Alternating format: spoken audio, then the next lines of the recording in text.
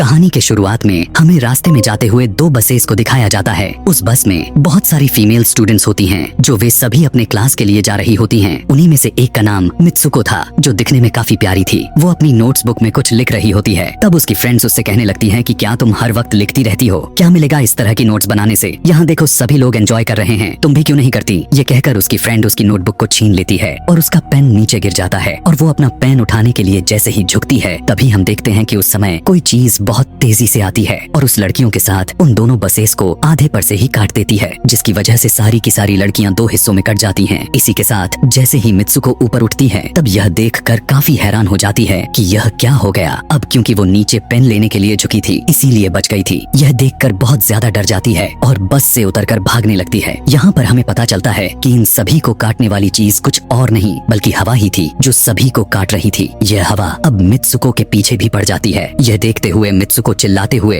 काफी तेजी से भागने लगती है। भागते समय उसे आगे चार लड़कियां और भी दिखाई देती हैं और वो उन्हें झुकने के लिए कहती हैं, लेकिन काफी देर हो चुकी थी। वो हवा उन्हें भी आधे पर से काट कर चली जाती है। लेकिन उनमें से मित्सुको एक लड़की को बचा लिया था कि तभी इन्हें कुछ साइकिलिंग करते हुए लड़कियां नजर आती हैं, जो कहीं पर जा रही थी। उन्हें भी ये बचाने की कोशिश करती हैं, लेकिन वो हवा उनके साथ भी वही करता है जो अभी इनके दोस्तों के साथ हुआ। और इसी दौरान वो लड़की भी मारी जाती है, जिसे अभी उस अदृश्य चीज से बचाया था। अब वो यह देखकर काफी डर जाती है और वो इधर उधर भागने लगती है। आगे हम देखते हैं कि मित्सुको जब एक नदी के पास जाती है, तो वो यह देखकर हैरान हो जाती है कि उस नदी में भी पहले से बहुत सारी डेड बॉडीज पड़े हुए थे, जिसने हवा ने यानी उस अदृश्य चीज ने काट दिया था। वहाँ से वो एक डेड बॉडी के कपड़े लेकर चेंज कर लेती है। अगले सीन में हम देखते हैं कि मित्सुको चलते चलते एक स्कूल में पहुंच चुकी है, जहाँ पर और भी बहुत सारी फीमेल स्टूडेंट्स थीं। उनका यूनिफॉर्म मित्सुको के यूनिफॉर्म से काफी डिफरेंट था। यानी यह भी था कि वो तो उनके स्कूल के स्टूडेंट तो नहीं थी कि तभी एक लड़की मित्सुको के पास आती है और उससे कहने लगती है कि तुम कैसी हो। दरअसल देखा जाए तो वो लड़की उसकी बेस्ट फ्रेंड थी, लेकिन मित्सुको उससे पूछती है कि क्या तुम सच में मेरी बेस्ट फ्रेंड हो, क्योंकि उसे कुछ भी समझ में नहीं आ रहा था कि उसके साथ हो क्या रहा है। वो काफी सदमे में थी। यहाँ पर हम यह भी जान पाते हैं कि मित्सुको और उसकी बेस्ट फ्रेंड काफी ज्यादा एक दूसरे को प्यार करती हैं कि तभी वहीं पर तेज हवा चलती है और मित्सुको डर कर बिल्डिंग के अंदर चली जाती है। उसकी बेस्ट फ्रेंड को कुछ भी समझ में नहीं आ रहा था कि ये हो क्या रहा है। वो मित्सुको से पूछने लगती है कि तुम इतना ज्यादा कांप क्यों रही हो और इतना ज्यादा डरी क्यों हो, तुम्हें हो क्या गया है। तब मित्सुको अपने बेस्ट फ्रेंड को सब कुछ बता देती है कि किस तरह से एक हवा का झोंका आया और उसके स्कूल के सभी स्टूडेंट्स को काट कर चली गई। यह सुनकर उसकी दोस्त उसे विंडो के पास ले जाकर उसकी हाथ बाहर निकाल कर कहने लगती है कि ये देखो, ये बस हवा है और कुछ नहीं। यहाँ पर मित्सुको के दिल को कुछ शांति मिलती है और इसे लगने लगता है कि शायद ये मेरा ख्वाब ही हो सकता है। जिसके बाद मित्सुको का बेस्ट फ्रेंड अपने दो और दोस्तों को लेती है और क्लास को बंद करने का प्लान बनाती है। जैसे ही ये चारों क्लास के बाहर जाने के लिए निकलने ही वाली होती हैं कि तभी वहाँ पर उनकी टीचर आ जाती हैं और उन्हें देख लेती हैं, लेकिन वो चारों वहाँ से भाग जाती हैं। वे चारों भागते भागते एक लेक पर आ जाती हैं। वहाँ पर मित्सुको की बेस्ट फ्रेंड अपने दोनों दोस्तों को भी उसके ख्वाब के बारे में बताती है। तभी उनमें से एक लड़की कहती है कि हो सकता है कि यह सच हो,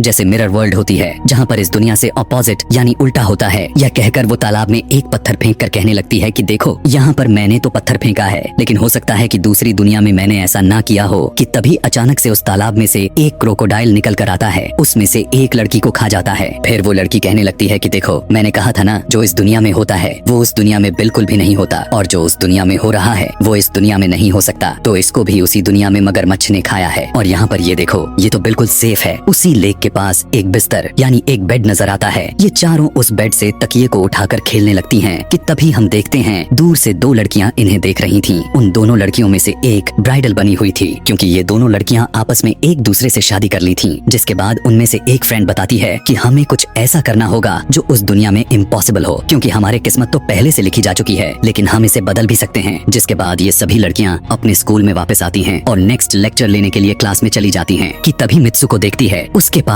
एक तकिया पड़ा हुआ है। अब जैसे ही वो इस तकिए को उठाने के लिए नीचे झुकती है कि तभी उसकी टीचर पूरे क्लास में गन से फायर करने लगती है। और जैसे ही मित्सुको उस तकिए को उठाकर ऊपर देखती है तो उसके क्लास के सभी लड़कियां मारी जा चुकी होती हैं। और यहाँ पर एक बार फिर वो बच जाती है, जैसे पिछली बार अपने ड्रीम्स में बच गई थी। मित्सुको की टीचर उसके पास आकर कहती है कि तुम्हारी हिम्मत कैसे हो गई, इस क्लास को बंद करने की, तुम्हारा भी मरना तय है। कि तभी उसी वक्त दो लड़कियां और आ जाती हैं और मित्सुको को बचाकर वहाँ से भागने की कोशिश करती हैं, लेकिन एक दूसरी टीचर वहाँ पर आकर उन दोनों लड़कियों को मौत के घाट उतार देती है। अब जितने भी स्टूडेंट्स की जान बच गई थी, मित्सुको उनके साथ बाहर भाग भागने लगती हैं, लेकिन स्कूल की सभी टीचर्स उन सभी लड़कियों पर फायरिंग करने लग जाती हैं। अब यहाँ पर फायरिंग के दौरान सभी लड़कियाँ जैसे ही वहाँ से बाहर आती हैं, तो यहाँ पर हवा उन्हें काट देती है। यहाँ पर अब मित्सुको यहाँ पर एक बार फिर से अकेली रह जाती है और वो वहाँ से भागकर क्राउड एरिया से होता हुआ पुलिस स्टेशन में जाती है। वो वहाँ पर सब कुछ बताने लगती है। उसकी यह बात सुनने के बाद पुलिस वाली लड़की उससे कहती है कि लेकिन तुमने स्कूल वाली कपड़े तो नहीं पहने हुए हैं। और जब वो उसके सामने एक मिरर को रखती है, तब मित्सुको उस मिरर में देखती है कि वो तो एकदम से बदल गई होती है और लोग उसे मित्सुको के नाम से नहीं बल्कि उसे किसी और नाम से बुला रहे थे। यहाँ पर हमें पता चलता है कि उसकी शादी होने वाली थी। तब वही पुलिस ऑफिसर उसे उसकी शादी के लिए लेकर जाती है। यह देखकर आसपास के लोग उसे कॉन्ग्रेचुलेशंस दे रहे थे। अब जैसे ही वे सभी उसे लेकर चर्च पहुँचते हैं, तो मित्सुको को बेस्ट फ्रेंड भी वहीं पर मौजूद होती है। मित्सुको उससे पूछने लगती है कि यह सब मेरे साथ क्या हो रहा है। तब उसकी दोस्त उससे कहती है कि अभी